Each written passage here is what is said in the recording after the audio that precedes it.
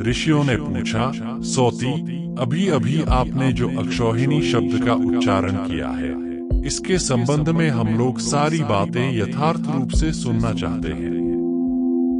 एक अक्षौहिणी में कितने पैदल सैनिक, घोड़े, रथ और हाथी होते हैं?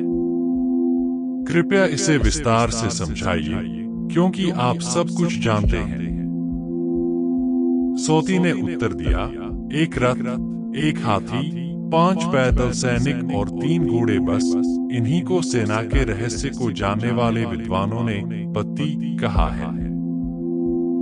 इसी पत्ती की तिगुनी संख्या को विद्वान पुरुष सेनामुख कहते हैं।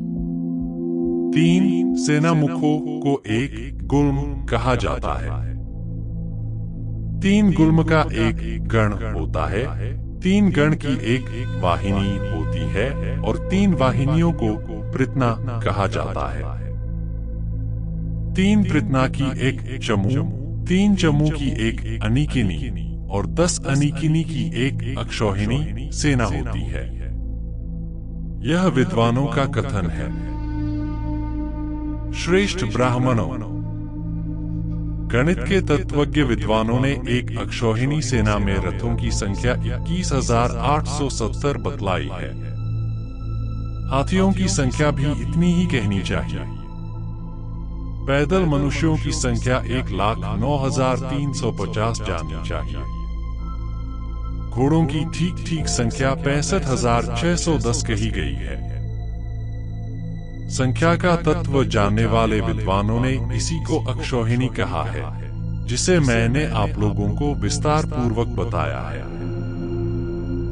श्रेष्ठ ब्राह्मणों, इसी गणना के अनुसार कौरव पांडव दोनों सेनाओं की संख्या 18 अक्षौहिणी थी। अर्थात रथों की संख्या 3,93,660, हाथियों की संख्या भी इतनी ही, पैदल सैनिकों की संख्या 19,68,300, घोड़ों की संख्या 11,80,980 थी। अद्भुत कर्म करने वाले काल की प्रेरणा से समंत पंचक्षेत्र में कौरवों को निमित्त बनाकर इतनी सेनाएं इकट्ठी हुईं और वही नाश को प्राप्त हो गई। अस्त्र शस्त्रों के सर्वोपरि विद्वान भीष्म पितामह ने 10 दिनों तक युद्ध किया। आचार्य ध्रुव ने 5 दिनों तक कौरव सेना की रक्षा की। शत्रु सेना को पीड़ित करने वाले वीरवर कर्ण ने 2 दिन युद्ध किया और शल्य ने आधे दिन तक। इसके पश्चात दुर्योधन और भीमसेन का परस्पर गदायुद्ध आधे दिन तक होता रहा। 18वां दिन बीत जाने पर रात्रि के समय अश्वत्थामा, कृतवर्मा और कृपाचार्य ने निःशंक सोते हुए युधिष्ठिर के सैनिकों को मार डाला। इसी प्रकार उन सभी सेनाओं का विनाश उस भयंकर युद्ध में हो गया।